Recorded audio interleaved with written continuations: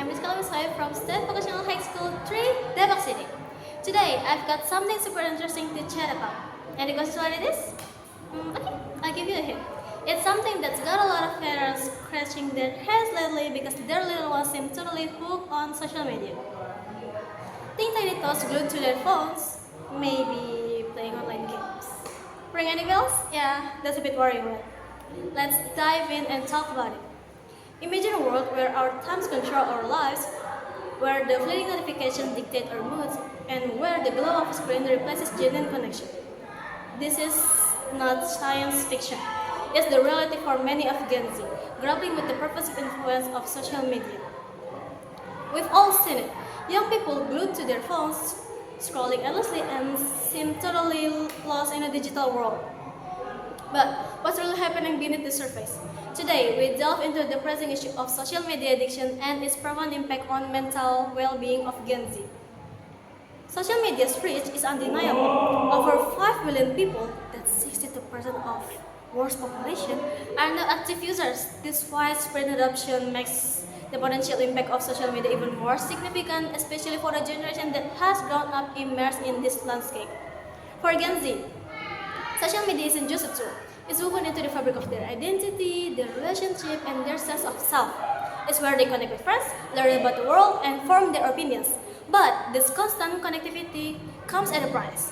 The very design of social media can contribute to addictive nature. I remember when I got Instagram and WhatsApp as for social media I use. I feel like, wow, they were so sophisticated and cool. I was so impressed and I learned a lot of things from interacting there. But over time, I became more and more complacent about the amount of my precious time that was wasted just scrolling through social media when there were many other more useful things that I could do in real life. And social media often becomes a highlight reel where everyone is showcasing their best selves. This can lead to constant upward social comparison where we judge ourselves against the seemingly perfect lives, feeling feelings of inadequacy and envy. These platforms are engineered to maximize user engagement, exploiting the brain's reward system in much the same way as gambling or substance abuse. The constant stream of notifications, likes, and comments triggers the release of dopamine, a neurotransmitter associated with pleasure and motivation. This creates a feedback loop where users crave more and more interaction to experience that same high. It's a digital slot machine, and Gen Z is particularly vulnerable. Think about platforms like TikTok with its addictive short-form videos and constant stream of new content. Trends like streaks, while seemingly harmless, can create a sense of obligation and anxiety. Users feel pressure to maintain these streaks and fear social ostracization if they fail.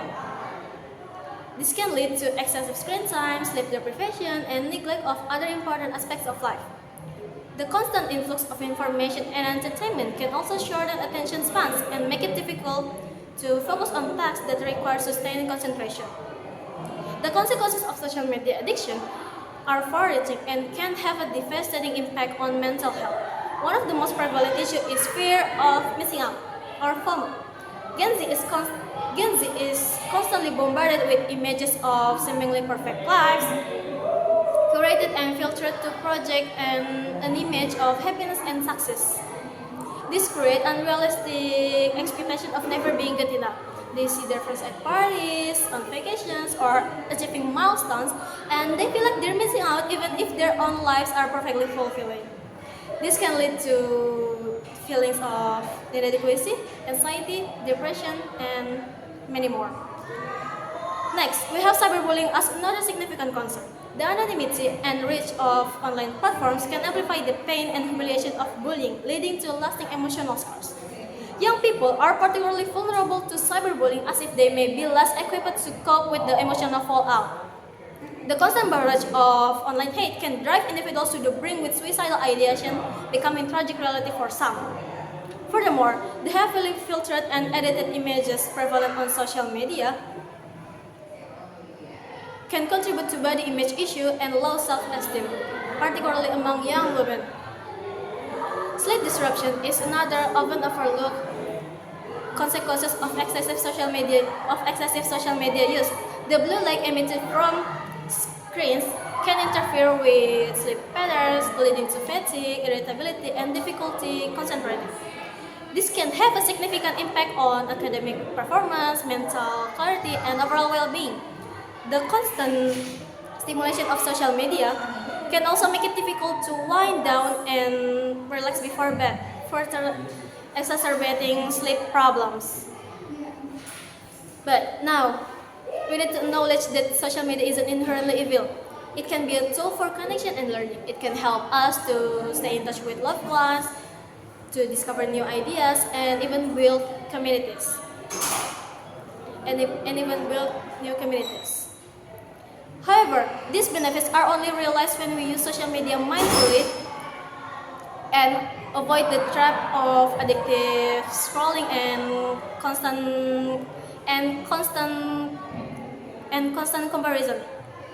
We need to teach people around us how to use social media responsibly, to set boundaries, and to realize that real life connections is more important over the virtual ones.